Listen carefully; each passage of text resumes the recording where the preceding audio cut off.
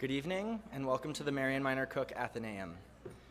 My name is Wesley Whitaker, and I'm one of your Ath Fellows this year. It's safe to say that everyone here has worked on at least one group project that turned out to be way harder than it should have been.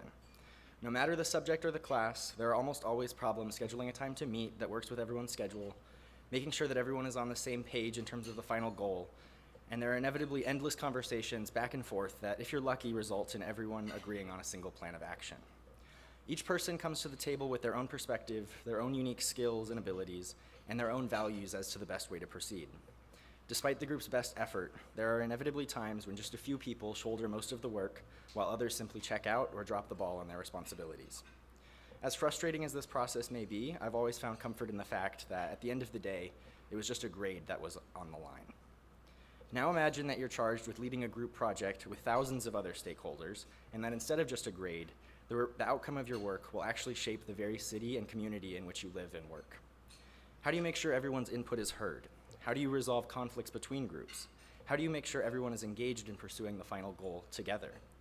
Our guest tonight will share her insights into increasing equity in the Los Angeles region as a leader of one of the largest and most ambitious economic development efforts in the country. Marianne Hill supervises a team that works with more than 500 stakeholder groups in the implementation of Propel LA, which includes 7 large goals around investing in people and workforce development, promoting trade and industry clusters, accelerating innovation, creating a business-friendly environment, supporting infrastructure development, enhancing global connectedness, and supporting livable communities.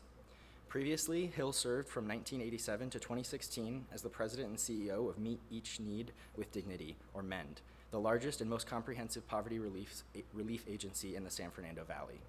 Under her leadership, MEND grew from serving an average of 2,000 needy clients each month to helping an average of 37,000 applicants monthly, utilizing a volunteer workforce of more than 5,000 and a staff team of 34 individuals. In July 2012, MEND was named the California Nonprofit of the Year by the Governor's Office for Volunteering and Service.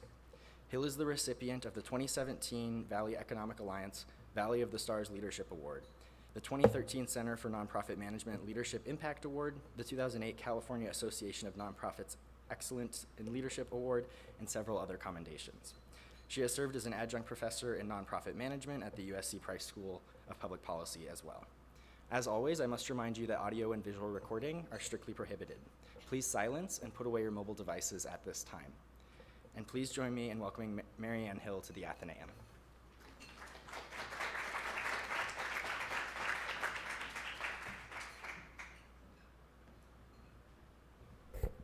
Good evening. I'm so glad to hear you. Glad to be here with all of you. Thank you so much for having me, and thank you, Esther, for inviting me tonight. It's really been an honor to be with your students, and they're asking me such great questions. I love this. So we're going to have a great time talking together a little bit as we go forward. So as of the last year, I've been working on a big new plan for the county. And I've titled this talk, A Plan to Promote Equity Across Our Region, because fundamentally, this strategic plan for our county is all about creating equity. And we'll talk about that more and what that means as we go forward. That's an important piece to me, having come from the poverty sector and having worked for many, many years with the lowest end of people that are struggling in our economy. And how do we lift them up into middle skill, middle wage jobs going forward? So, the countywide strategic plan creates a lot of opportunities for people in our region. LA County is one of the highest ranking regions in poverty and income inequality. We're number 4 in the nation for income inequality, ahead of many southern states that have historically been thought to be very poor. So it's a dubious distinction in many respects. But how will our region adapt to a transitioning economy? You know, life is really changing, and the workforce, as you all know very well, is changing very, very rapidly. And jobs that we currently have may not even be around in a few years. So anybody get stuff from Amazon? I get stuff a lot from Amazon, and guess who brings it to my door? A driver, right? And in a few years, we'll have autonomous vehicles, and maybe we won't need drivers anymore. So that may be a career that's going to go away over a few years. But that's one of many that is changing in a lot of ways. How can we create the livable wage and good paying jobs of tomorrow? And how do we ensure that prosperity is distributed equitably throughout all of LA County communities? So it's not just the rich growing richer, but it's actually the poor that are being lifted up and moved into livable wage jobs. So how did this plan come to be? Now, the plan itself, I have extra copies of the complete plan, and I'm happy to share those with you. You can also find us at propel.la. The whole plan is spelled out on our website, propel.la. But if you'd like to have if you're the kind that likes the hard copy, I'm happy to share one with you. But how did this come to be? Well, they surveyed over 1,000 businesses and organizations. Over 500 partners were involved in 26 input sessions, and those partners included representatives from business, from government, from labor, from academia, from education, from nonprofits, from philanthropy, from environmental groups, and on and on. So it was very well represented throughout the county. Ultimately, when the plan, these folks recommended what became our strategies and our overarching goals. Ultimately, the plan was endorsed by the LA County Board of Supervisors, although they're not actually funding the plan. Propel LA is under the umbrella of the LA Economic Development Corporation, which is a nonprofit in downtown LA. Now, the plan they went through a consensus process to build this plan. I was actually at that time working for MEND and was part of a couple of these groups that met. But there was a consensus process that was used, and so in the strategies, they're really representing what the majority of people can agree on. Certainly in LA, we have a lot of very, very diverse opinions and lots of strategies that we disagree on. But the feeling was that there's so much that we agree on, let's focus on those and get those things done. So that's really what we're focusing on now as we implement this plan. Now that I've had about a year's of time working on the implementation of the plan, looking at it from the 30,000-foot overview, there's some very encouraging things that are happening. One is that silos are breaking down in some remarkable ways. There are government and nonprofit and business entities that are talking to each other that never used to coordinate their efforts, frankly. It used to be that the city of LA and the county of LA just did not talk to each other or work together. They are now working together on a number of strategies, together with, as I said, nonprofits, businesses, and so on. And within academia and education, partners are getting together in ways they never have before. It goes on and on and on. So you may remember that we passed, as a region, we passed Prop H and Prop HHH for the homeless. Now, for years, those of us in the nonprofit sector have been saying we need to invest more in people who are homeless, and certainly government echoed that. But nothing happened until business came to the table. And when those propositions were on the ballot and they were promoted, there was a list that appeared in the LA Times with 351 organizations endorsing those. All the major business groups endorsed it. All the major government agencies, all the major universities, on and on it went, that were endorsing those propositions. So there's a sense of silos breaking down. There's a greater commitment to equity throughout the region. And I'm hearing that word equity more and more. And as someone who's for many years, even in my work at MEND, I belonged to a couple of business organizations and would regularly talk to people in the business sector. But I've never seen or heard poverty issues and equity talked about as much as it's being talked about now. The other day I was at SCAG, is a Southern California Association of Governments, and there was a committee having to do with land use issues and so on and so forth. And there was 21 people in the room, 3 women, and 18 mostly older white men. And what was interesting to me is they talked about a lot of things, is they kept talking about how we need to focus on the 710 corridor where there's so many poor people, and we need to lift those people out of poverty. We need to make this happen because people in poverty need to move out of poverty. They were talking the poverty language that I've been talking about for years, but this was a business group and a group of planners and government officials. It was quite remarkable. Stakeholders are following through in their commitment. So a lot of these groups that helped in the planning process actually shared as part of that process some of the goals that their organizations were working on. They're now in the plan, and they're now implementing those strategies and goals. So I want to take a diverge for a moment and talk about another report that came out this last fall called A Portrait of Los Angeles County. This can be found online. It's a great resource. If you're doing any research for a class where you need a lot of good demographic data on LA County, this is a great resource for you. But in this plan, they talk about the Human Development Index, and I want to take a moment and step back and just explain that in case that's a term you might not be familiar with. Some of you probably already learned about this in your classes, but in case you missed out, I hadn't learned about it, so I figured some people might not have. Probably a few decades ago, some international economists worked on this Human Development Index, and it includes a lot of various metrics having to do with poverty and education rates, and access to health care, and access to decent paying jobs, and gender equity, and a lot of these other things. And they were actually able to assign numbers to those, and then they could kind of rate countries on the Human Development Index. And you know, it really gave a strong sense about poverty in particular in the global south and in comparison to the global north. Well, this plan actually was adopted, of the Human Development Index was adopted by the UN in their 1990 to 2015 Millennial Development Goals. And they used that as kind of the basis. And one of their goals was to reduce poverty by 50%. Now, the interesting thing about that was that they actually met that goal 5 years ahead of time. In 2010, they reduced poverty, extreme poverty, I should say. And that was defined as people that live at $1.25 per day. So extreme poverty reduced in half. Why was that? It's because of globalization and trade.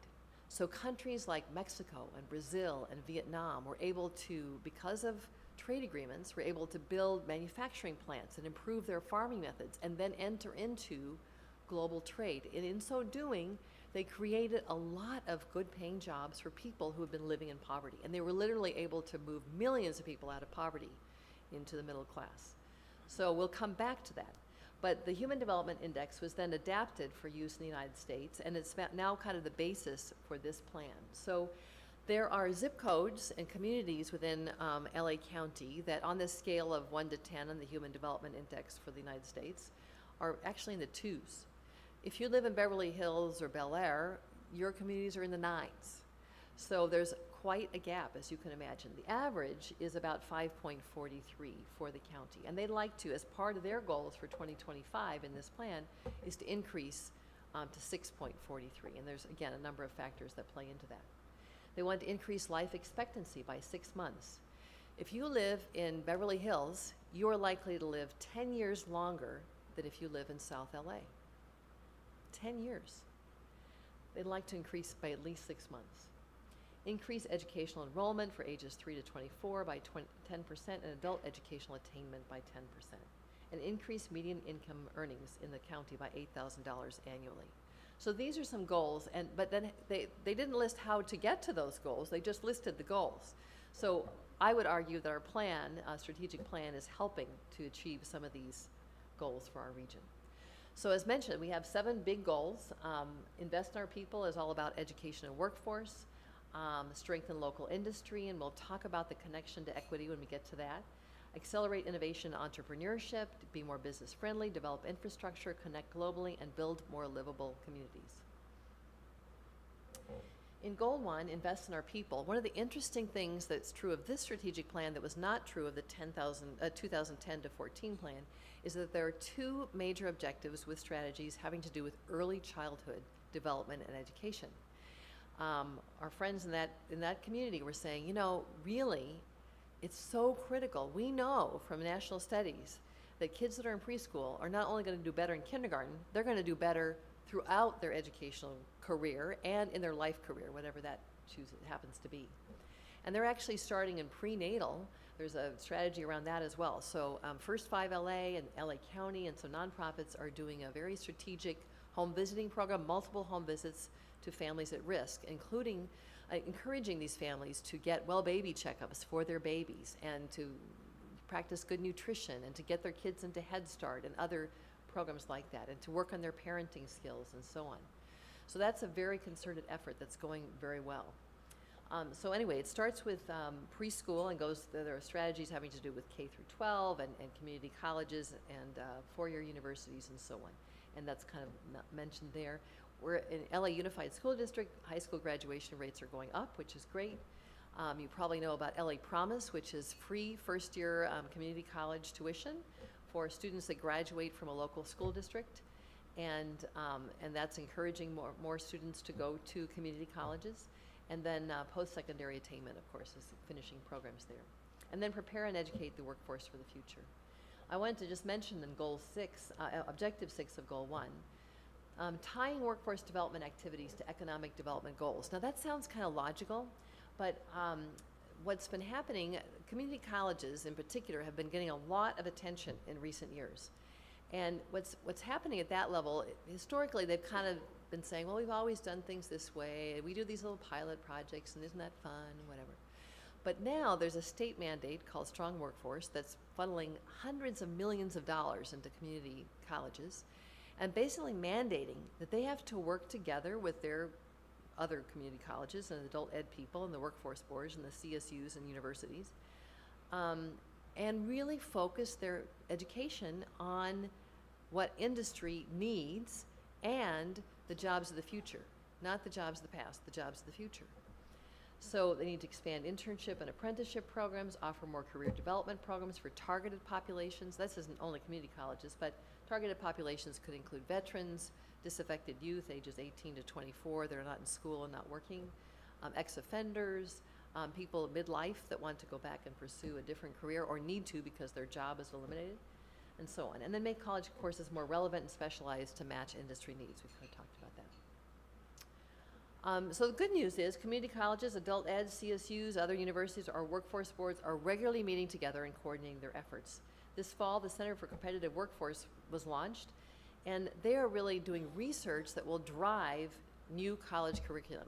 So they're really looking at the jobs for the next 5 and 10 years and what's out there, what sectors need more of certain kinds of positions, and what are the skills needed for those positions, and which maybe aren't going to be as needy of those kinds of jobs. So one example, we are only training 53% of the RNs that we need in our region, 53%. But we're training 5 times as many of a particular career path within the trade and logistics sector. So now the community colleges are talking to each other and saying, well, this strong workforce money, we better put more money into nursing programs, which are kind of expensive, you know, with labs and field work and all the stuff they have to do. And maybe less money into this particular trade and logistics piece, and so on and so forth for many different fields. And our organization, LA Economic Development Corporation, is really working hard to connect this workforce training pipeline with industries and getting them to kind of match and helping connect industries that, and there are certain industries that desperately need workers, and they need to be connected to this workforce pipeline so they can find the workers that they need. All right, so goal 2 is strengthen local industry, grow the industries that will produce well-paying jobs. Grow through workforce development, public policy, technical assistance. Public policy, one example of that, there is a corridor between the USC Health Sciences campus and Cal State LA that they would like to convert into a biosciences corridor. And there's some county-owned land and city-owned land in that space that could be actually converted to use for bioscience labs. Now, why is that important? Well, that's a growing industry, A. And B, our research universities, probably Claremont is among them, but also Caltech and USC and UCLA, they're graduating a lot of people in the biosciences. And they're starting companies. And many of them, most of them, are actually moving to the Bay Area and to San Diego. So all those good jobs are leaving us rather than staying here. So it'll take some public policy, actually, to get some change to happen to really build out that space for that purpose. And global and local marketing and promotion. Now, here are some of the key industries in Southern California. If you were in Fresno, what would be your primary industry? Anybody? Agriculture. Yes, they do lots of I used to live in Fresno, I know. They do lots of agriculture. If you're in the Bay Area, what's your, Silicon Valley, what's your primary industry? Yeah, tech, yes. Okay, so in LA, we have a bunch of them. And aerospace is one of our oldest industries. There are more than 1,100 companies, aerospace companies in this region. They're the big ones like Northrop Grumman and Boeing and so on and so forth, but there are lots of small supply chain companies that are also in that space. Biomedical, I mentioned. Entertainment, of course. We're Hollywood, that's here. And not only is it the big studios that historically have been here giving a lot of jobs, but also, as you know, Amazon, Netflix, and so on, they're all moving in, developing content. The big thing, content. So great for us. We got lots more jobs, and in the research that's been done, there's a huge need for film editors. So healthcare services, that's one of the biggest growing fields. Advanced transportation. This is a new and upcoming sector of the LA economy. We are producing electric buses that we're shipping all over the country. We're producing a lot of electric cars, and we're doing lots of the prototypes for autonomous vehicles here in LA. So this is really an emerging industry that's taking hold. And finally, the port-related jobs. We have two of the biggest ports in the country, in Long Beach and LA and San Pedro. And they create lots of good paying jobs. In fact, there are jobs in San Pedro at the ports where you don't have to have a college degree. I don't even know if you have to have an AA degree, but you can make over $100,000 a year doing sort of some kind of rote work. But it's a really good paying industry. And of course, it's the key to a lot of our industry growth because we have such a great transportation system here and accessibility. Now, why is it important to grow Goal 2? I want to go back to my comment about why the UN, the global economy, was able to lift millions of people out of poverty in 2010. It was because manufacturing and new jobs were created in Mexico and Brazil and Vietnam and several other countries. It was those good paying jobs that were created, and that's what we want to do here in LA. We want to create those kind of jobs, add more of these jobs so that we can lift people out of poverty and into those kinds of jobs. And many of them don't require a college degree, although there certainly is a case to be made for college degrees as well. Okay, Goal 3. There's lots of great innovation happening in LA. Of course, you know that in AI and VR and AR and all that kind of stuff. But I wanted to focus today on Los Angeles Clean Tech Incubator.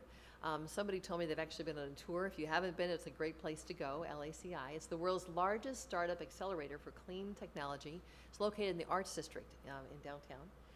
And they have 30 companies in the incubator phase of their businesses. They've so far in the last 4 years created 1,250 jobs, generated $230 million of business income. And they, in the last couple of years, have created the Network for Global Innovation. They have a whole team housed at LACI that matches these entrepreneurs with global markets. So automatically, they have a pipeline for whatever they are producing, whether it's solar related or whether it's wind related or whether it's water conservation, whatever their technologies are. So it's a great center of innovation here in LA. Another goal is to be more business friendly. And this is kind of a charge to our cities and our county government agencies to be more business friendly, again, to support job growth.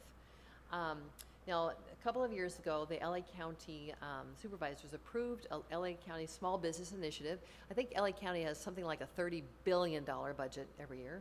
Lots and lots of vendors for all kinds of purposes that feed into that system. But their goal is to increase from less than 1% to 25% of their contracts going to small businesses. So they have really refined a lot of their processes to make them simpler. They also offer small grants to companies. So for example, maybe there's a small business that could be a vendor, but they need a new software system or they need some more computers or whatever. The county actually provides small loans for that purpose. So they're growing. They have a ways to go, but last year they had 606 small business contracts. 6.5% of their total. Every year they get to be a little bit more, and they generated $246 million in those small business contracts. Transportation. We all voted on Measure M, so now we're building out our bus and rail systems. That creates lots of great, good paying jobs once again, but there's also a lot of related development that's happening together with transportation. So for example, there's a lot of effort now to build housing, they call it transit-oriented housing, along near transit stops, which of course is better for our environment, makes it easier for people who don't want to have a car and so on to get to and from work and that kind of thing. But at the same time, as they're digging up streets for rail lines and so on, they can also improve our utilities connections, our sewage connections. A lot of other infrastructure can be improved at the same time they're building out transportation. So it's all happening at the same time. And then just a little note about water, since we're all worried about water here in LA. I guess we're going to have another big storm. Yay! The last big storm, which was I don't know how many weeks ago, Department of Public Works for the county captured 1.4 billion gallons of water that will be able to serve 33,600 residents.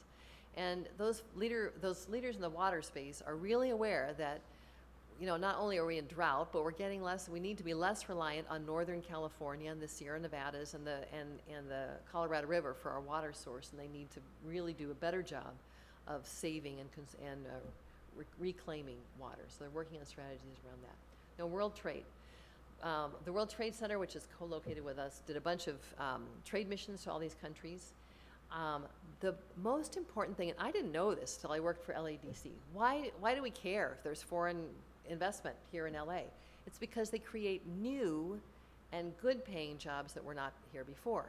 I mentioned electric buses. There's a Chinese company called BYD that moved into LA, and they are now hiring 1,000 people out in Antelope Valley where they're located.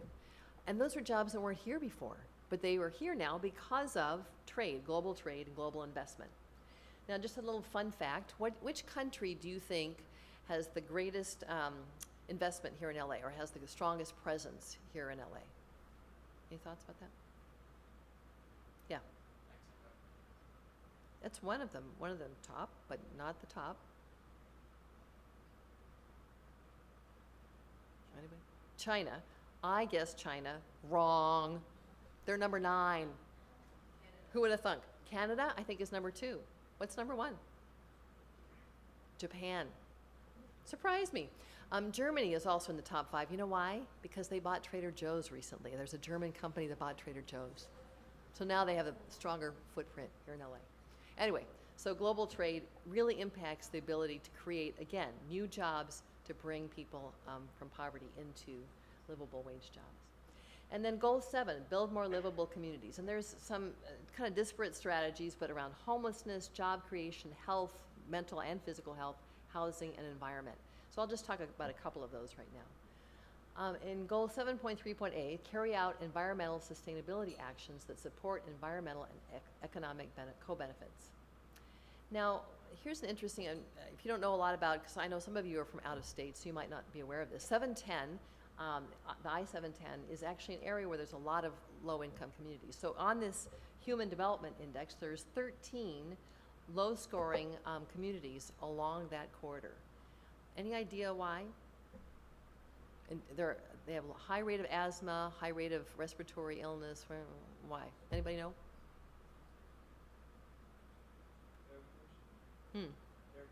Air pollution. And why is there so much air pollution along that part of the county? I mean, there's air pollution everywhere, but why especially there? I'm guessing the I-710. Yes, and why the I-710? Cars, traffic. Well, not only cars, but do you know where it goes?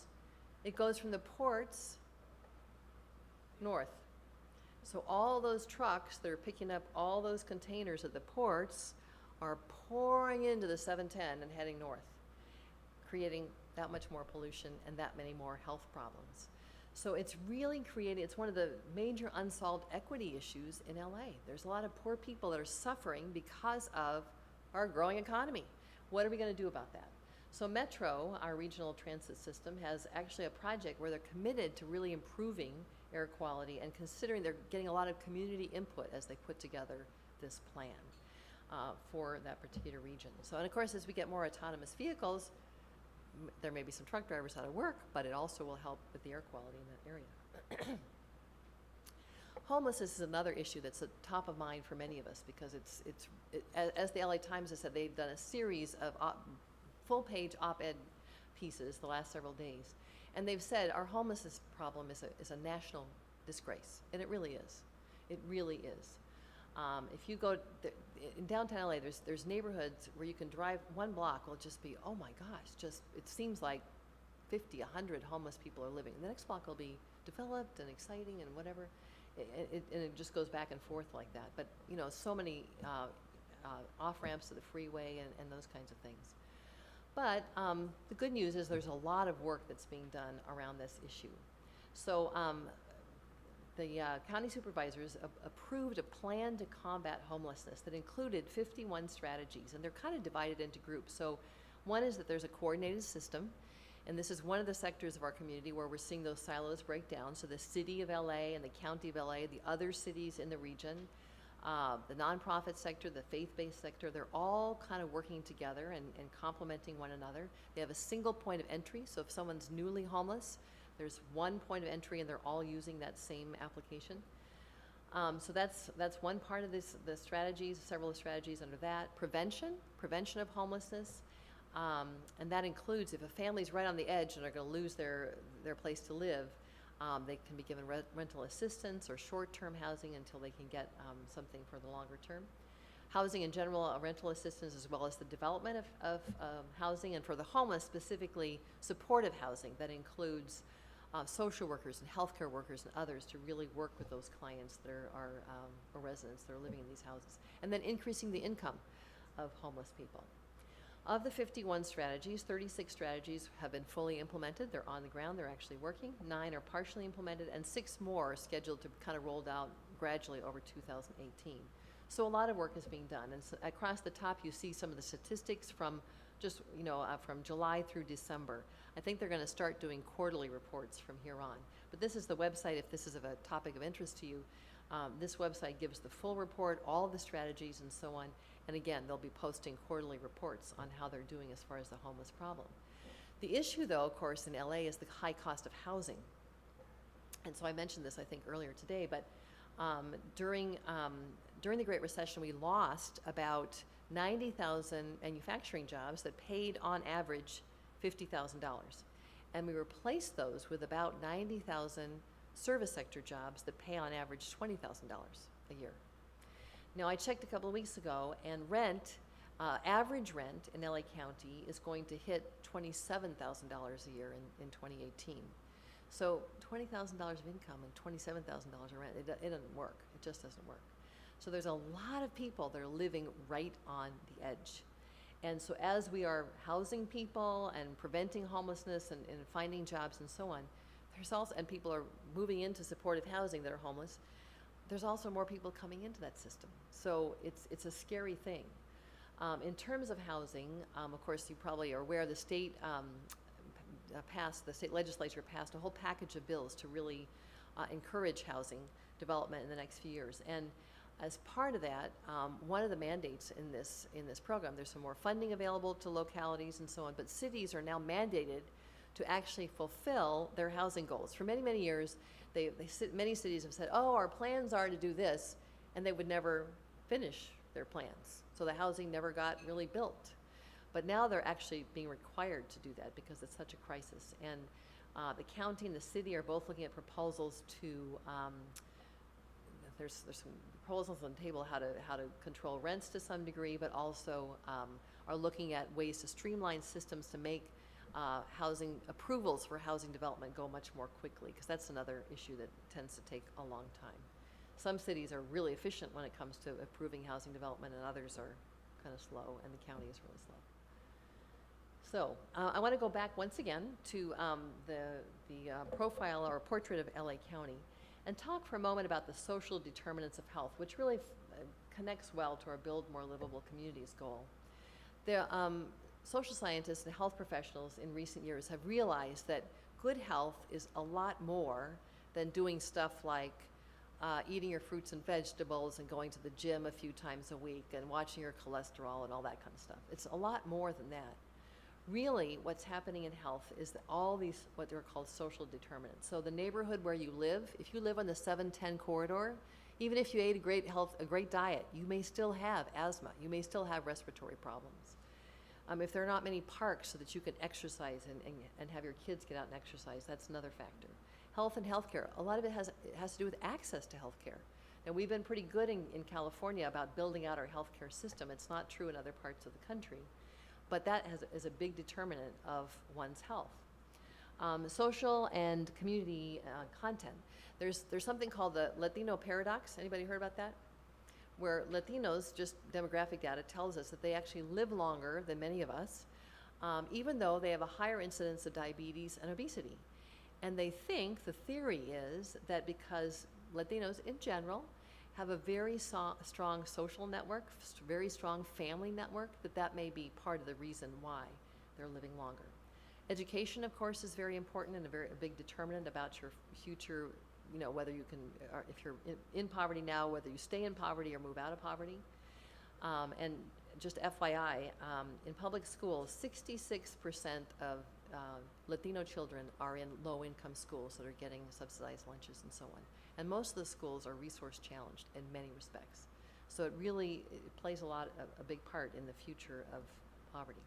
And then, of course, economic stability. If you're worried that you're going to lose your job or you're going to cut back on your hours, all those things play into one's overall health and well-being and ability to keep a job.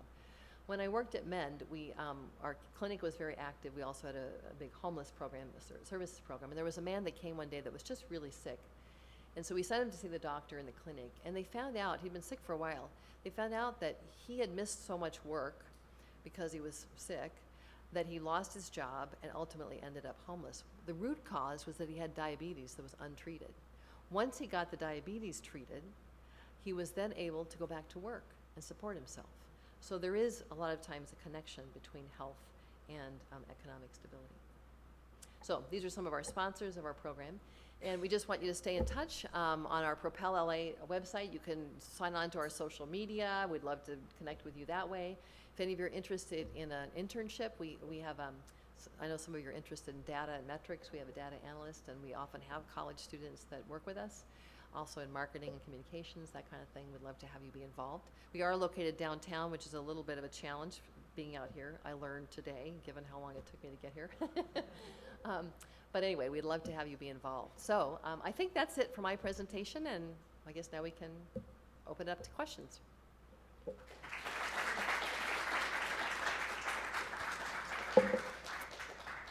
Thank you very much for your talk. If you have a question, please raise your hand, and Wesley or I will come and hand you the mic.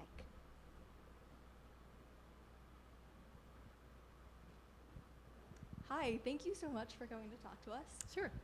So if you could actually go back to one of the first couple of slides on just like the numerical metrics or like measurement goals, I noticed that a lot of them were looking at trying to bring up the average. So like, I think it was like bringing up the average HD index from like 5.43 to 6.43. Mm-hmm. And I think one of the issues with that is that it is probably much easier to bring up a lot of people who are maybe at 7s or 8s to 9s than it is to bring up people who are at the 1 or 2 level. But whether you bring up people at the 8 level or the 1 level, like you're still raising the average. So do you, I guess, worry by putting our goals as sort of like these numerical average measurement goals, I guess, sort of who we're actually helping gets lost in that, and that we're not really helping those who are truly disenfranchised from much of society, and we're just helping people who are already doing somewhat okay. Right. Well, 2 things I'll say about that. When I was hired to take on this job, the CEO of the LA Economic Development Corporation is somebody that I've known for a long time. And most of my colleagues at the LA Economic Development Corporation have come from the government and business sectors.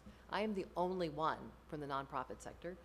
And the reason I was hired was because I came, well, maybe I had some other abilities to bring to it too, but the main reason was that I was coming from the poverty space so that I could really give focus to this plan on the people at the lowest end. And that really has been my focus. So, but the interesting thing is, and I'm seeing this, and I kind of alluded to before, I'm seeing more and more in ways that are surprising to me, is that business and government and nonprofits really get how important it is that we lift people out of poverty. They really get that. And I think I said this earlier today, but people in poverty that are making less than $20,000 a year are not spending much at Walmart. They're not spending much at Food for Less. They're not opening bank accounts. They're not contributing to our economy. And business is finally getting that if we can help them move into the middle class, they'll be doing all those things. They'll be buying insurance from your insurance agency or whatever the case may be. So I think a lot of us that are really giving a lot more attention to that, and certainly in the academic and education sector, that's very much the case, really trying to work hard at giving opportunities to the lowest income kids that don't have those kinds of opportunities. You know, whether we'll get here, this plan, by the way, is 2025. My plan is 2020, so, you know, we're hoping we'll have another plan. So it's a little bit far off, but those are the kind of measures that are really important to me, and I really want to make sure we measure, yeah. So it's a huge gamble. We don't know, but we're making an effort anyway. Hi, thank you so much for coming. So you talk, I know this is loud. You talked a little bit about kind of equity and also like livable environments.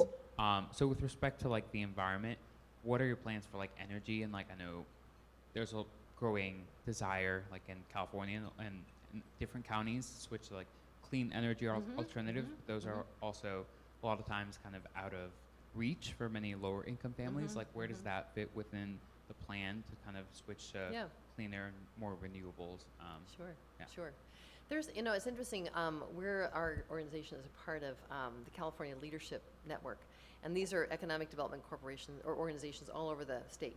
And they have 3 priorities, but environment is actually, they sort of see a triple bottom line. It's not only developing good economies, but also developing a better environment. And, as I may have mentioned that California is a leader in terms of green technology. I think that's that sector, because we put a lot of emphasis on it, and as we move into more autonomous vehicles, that's going to help in this regard. And because our infrastructure leaders are really thinking about, clean tech as they implement various strategies. One example, our county supervisors have approved, I mentioned we're shipping electric buses all over the country. Actually, by 2030, all of our buses in LA will be electric. So, so I think collectively as a region, people are really thinking that this is the way we got to go. The rest of the country may not think that, but we think so in California. So while it's not something I'm personally spending a lot of time on, there are, some of our partners that are giving a lot of attention to that and really thinking about it. I mean, it's just like water conservation. It's another part of the environment. And really thinking about what does it mean, we may go back to having to ration water because we're in a drought again. But what does it mean to capture water, which a lot of it goes out to the ocean now? What does it mean to capture and save and then use water? And what does it mean to reclaim water? Can we use reclaimed water in more and more sectors? So folks that are involved in that are actually having serious conversations around that. Yeah.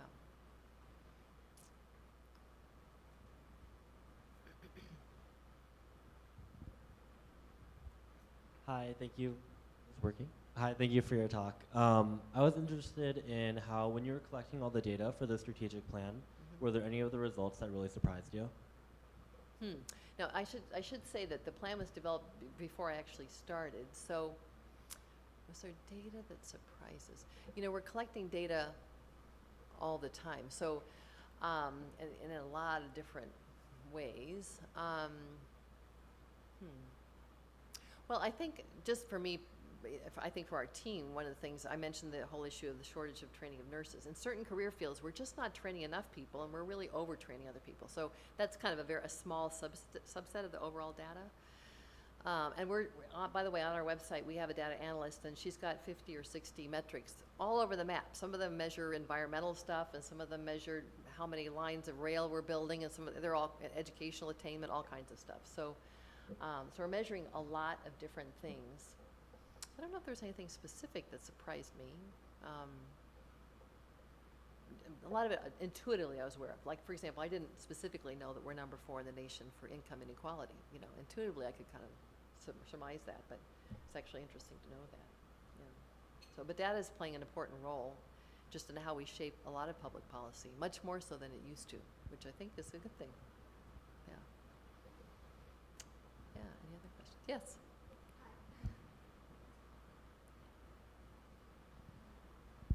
Thank you for your talk.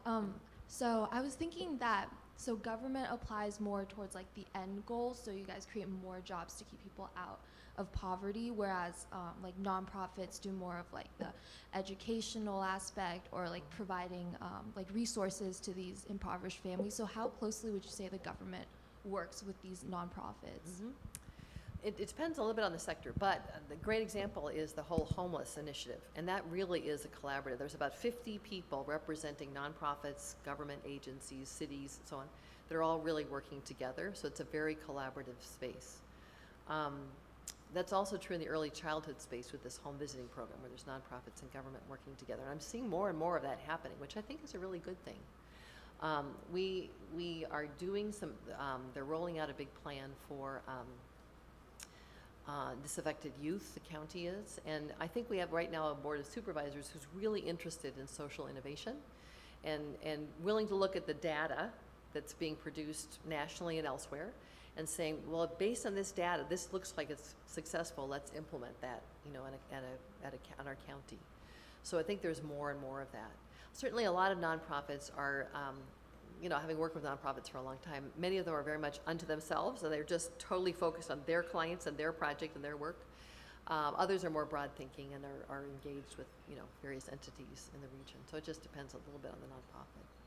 Yeah. I actually had a question. Oh, yes. Um, Sorry. I don't get to do this all the time. So you mentioned Antelope Valley, which kind of surprised me because you wouldn't actually think that it's part of LA County if you're Yeah, just there. yeah, It's it very doesn't seem different. like it's so way out there, yeah. Exactly. So, and then with over like 300 cities in LA County, all very different in their own right, do you have any problems setting these goals for very different locales, each with their own goals? And have you felt any kind of resistance or pushback from specific areas that felt like that are maybe we are unique to LA County compared Yeah. to other people? Yeah, certainly, and many of the cities were involved in the planning process, so they're aware of the plan. And many of the cities have actually developed their own economic development plans that are compatible with ours. Some of them are, you know, like Long Beach has a great plan, and some strategies match ours, and some are very focused on Long Beach, which is fine, you know.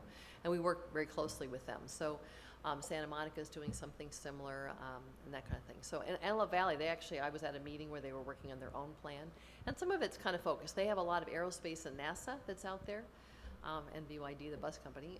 So they're kind of targeting, you know, their efforts there. And they have some interesting dynamics. A couple interesting things about Antelope Valley when I went to this meeting. You know, there's Northrop Grumman has gotten the contract for the B-21, so they're hiring hundreds of people every year.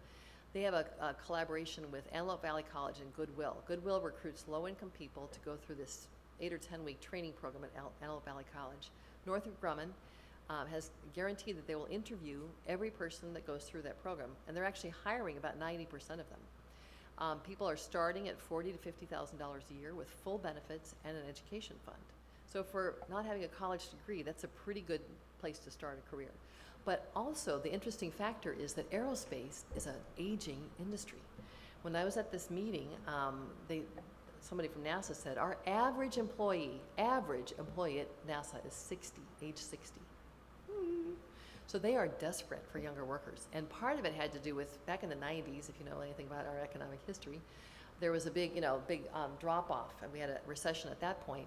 And a lot of aerospace was affected, and a lot of aerospace companies closed or left or whatever. And they lost a lot of their younger workers, and the older ones stayed on. And, you know, and now they're ready to retire, and they're desperate to build into this new workforce. But the other interesting thing in terms of economic development is they're bringing in lots of younger engineers, for example, to work at Northrop Grumman. Mostly guys, just the way it is. You women, if you're majoring in engineering, that's a place to go because you could probably get a job. I'd love to hire you. But they're coming from Santa Clarita. You know, Antelope Valley isn't really where they want to hang out. And the properties that they have out there are family, like big lots, big houses. You know, you can get a cheap house with 4 or 5 bedrooms and so. That's not where young engineers want to live. They want to live in a condo or an apartment over, you know, the coffee place and their dry cleaner and whatever. So they're really having a challenge because their housing stock doesn't match what their engineers want. So it's an interesting situation. Yeah. Yes. Hi, thanks for speaking with us. Sure. In one of his State of the Union addresses, President Obama had proposed a plan where nationally every single American would be entitled to 2 years of free tuition to community colleges. And while that plan was never enacted, one of the criticisms that it faced from policy analysts was that for a lot of community college students, the tuition itself isn't the main cost, but it's actually things like room and board that really discourages them from being able to pursue that education. And I'm wondering whether the 1-year program that Los Angeles has in LA Promise has substantiated that criticism or has undermined it. Yeah. Well, I think one of the challenges in the community colleges has been, and in the past, it's different now. In the past, there was kind of no monitoring what would happen. And so people would take a few courses and then drop off, and it didn't really matter. Now there's a lot of pressure for the community colleges to actually see students through to completion. So they've hired a lot more counselors to help students, guide students through programs. And whether it's completion at like I mentioned, the Antelope Valley 10-week aerospace or manufacturing program, whether it's that, or an actual AA degree or transfer to a four-year university. They're actually having to track that now. And what's happening too, so they're concerned about that because, and a lot of the students that were taking a long time, to your point, were having to work and support their families and go to school, and that's a big challenge. There are colleges now that are doing things like they have their own food pantries, they have case managers, they have transportation assistants. They're maybe not helping with rent so much, but helping with a lot of social services to help students stay in school and finish whatever program that they're on. So I think that is a challenge for a lot of students. I mean, they do offer a lot of weekend and evening classes for those that are working. But as you know, if you're working in the service sector, you're working nights and weekends, and who knows when you're going to work. So that is a challenge. But I think it's going to happen now. Now it's mandated throughout the state. I mean, it's coming next year. That's going to be all over California, first year free. I think it's going to get to be second year free as well pretty soon, because I think there's just a real commitment to doing that. Yeah. They have to figure out how to fund it, but yeah. I have a somewhat related question. So in Jerry Brown's State of the State address, he addressed kind of the idea of like expanding online access to community college and expanding like an online type of California school. And that kind of just relates, like, how do you kind of adapt your strategies given that they are until like 2025 or 2020, given like statewide directives or statewide policy changes, and do you adapt strategies like consistently, or like does it like seem like a challenge for you, or like an oncoming administration? Like how does that interplay work? And also on a slightly different note, how does it interplay like with different counties work? Like what's your relationship with like counties that are experiencing similar difficulties, but what are your relationships and like learning things that work or learning things that don't, and like maybe kind of adapting those, incorporating those into your strategies? Yeah, I mean, well, counties, I'm not sure I can address that specifically, but I think Jerry Brown's proposal, you know, he's in his last term, so he's going to be out pretty soon. It's a controversial measure, but certainly, you know, how many of you have taken online courses? You know, I mean, that's kind of a lot of colleges and universities are going to that methodology or platform. So I think they're just trying to make community colleges more accessible, and to the point about, you know, what do you do about paying room and board and so on. But if I can take an online course, maybe that accommodates, you know, my work schedule, my family commitments, and so on and so forth. So I think it will happen. How soon it happens, not quite sure when. And of course, a lot of pushback from faculty and so on. If, you know, I have friends that are faculty members, and there's a real difference between teaching a class of students in person and teaching something online, and it requires lots of preparation to teach online, and you know that kind of takes a lot of extra effort. So there's, I think, pushback from some of the faculty in the community college system. I think it's going to happen though, because that's technology. It's kind of the way things are going, and it makes it more accessible for more people. Now, to your other question, as far as holding, I'm not sure I got it. Is holding counties accountable? No. So it's more about like when you interact with other counties in the state that are perhaps going through similar challenges, whether it be homelessness, whether it be just accessibility or something. What's your relationship in like learning from strategies that have worked in different counties? Okay, yeah. And not, and like what's the interplay as kind of a nonprofit? Well, there is these consortium or these meetings and conferences where they kind of meet and talk with that. Since I've only been in this space and I've only gone to a couple of those meetings, I don't know too much about what's happening in the other. I have to admit that I don't know too much about what's happening in other parts of the state. Obviously, there's some counties that are more progressive than others, and LA is, in many respects, kind of leading the pack in certain areas. But there are other counties, Santa Rosa, or which county is that? It's not Santa Rosa, but what's the county there? Santa Clara County? No, I don't think it's Santa Clara. Anyway, wherever that is, you know where it is? It's north of San Francisco. They're actually very progressive in a lot of things that they're doing, which is kind of interesting because it's a little more laid back or a rural community, but they're doing some very innovative things in terms of serving their low-income population. So it kind of depends on where it is. Up in Lake Tahoe, we went to a conference up there, and they have a housing issue, an interesting housing issue. Many of their houses are vacant much of the year because they're vacation houses, right?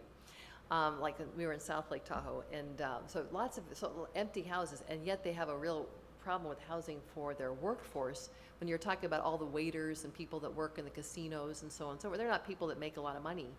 So they're actually talking about getting the casinos and the ski resorts and so on to actually put in money for workforce housing, you know, for these people. So we'll see if they actually are able to do that.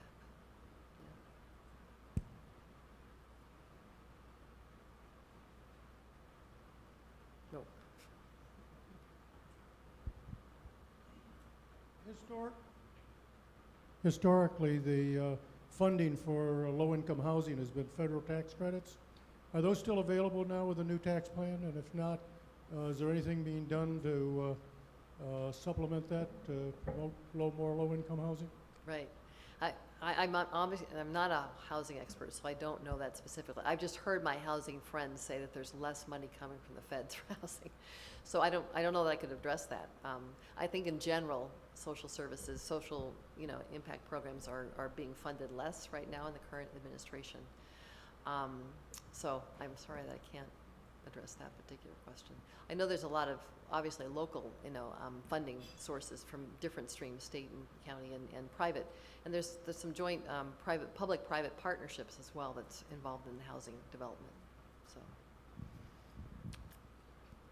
Hi. My question is in relation to race and poverty. So compared to the general population, like a disproportionate Yes. rate of low-income families tend to be of minority races. Have you studied that and the reason behind that, and maybe how to counteract that? Yeah, it's a very complex issue, of course, and when I worked at Med, probably 85% of our clients were Latino and about 10% were African American. Now, in that community, Pacoima, where we were located, we served the whole Northeast Valley, but we're located in Pacoima. Historically, after World War II, it was primarily African American community, and then a lot of Mexican immigrants came in, and so it kind of flipped. So it became majority Latinos and then minority African Americans. So I think there's a lot of, I think the huge incarceration problem has had a really negative impact on the African American community in particular, and we're now having to really face that. I think there's a lot of momentum right now to hire ex-offenders and to really help them kind of get connected again to their communities. Kaiser has a real commitment to that, and as an example, they built a new clinic in, I want to say Crenshaw, and they work with a nonprofit that specifically works with ex-offenders, and that was their primary workforce for this particular clinic. And I asked the executive from Kaiser, how did that work? And she said, they were great. It wasn't any different than any other workforce that we have, but they're training them in the trades. Very committed to that, and it was very exciting because they were building a beautiful facility in a neighborhood where they lived. They were very proud of it. So, and I think a lot of poverty, and because we have a very large immigrant population, and many of the people, as I mentioned, that have come from Mexico have only finished the 3rd or 4th grade, so they're not only at a disadvantage of not speaking English, but they have a long way to go just to get a high school certificate, a degree, let alone anything beyond that. So that kind of puts them at an automatic disadvantage. So it's very complex. I think there's a lot of efforts. The city and the county are really focusing on communities of color and really trying to build up those communities. In South LA, they're renovating a Walmart, and it's an effort that's put together. There's a woman named Cookie, and I can't think of her last name, but John Legend is one of her angel investors in this project. But they're renovating this Walmart space into kind of an incubator for digital media companies, new companies, but specifically for people in that community, people of color. So there's a lot of push to kind of get that to happen. So I see some really positive things happening throughout the county, but it's one of those long-term. We've done a lot of bad things in the past that we have to overcome to kind of move forward. Yeah. Good question.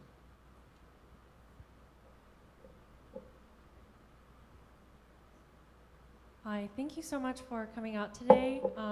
My question is kind of more geared towards higher education and how the phrase the graduate school has kind of become the new college, and college has become the new high school. And while community college, now there's a lot of state programs that offer, great subsidies for lower income and underprivileged communities, I'm wondering how we can ensure that this inequality issue that's based in poverty doesn't translate over into like a higher education competitive inequality and discrepancy in that area. I think, I'm not sure I'm addressing exactly what you're saying, but the Cal State University system has really focused on bringing in low-income kids of color. So and has done a lot. Like for many, I mentioned that 66% of Latinos is one example, and I think 50-some% of African American kids are in public schools, are in low-income schools, so they have a lot of disadvantages. So when they get to college, they're behind. I remember one of our after-school coordinator saying one time that she was talking to one of the low-income moms that she worked with, that are after-school program kids, and the mom was so proud of the fact that her kid got a math certificate for being the best math student in his class. And she said the sad part about that was that his class was about a year or two behind what they should have been for third grade or whatever the grade was.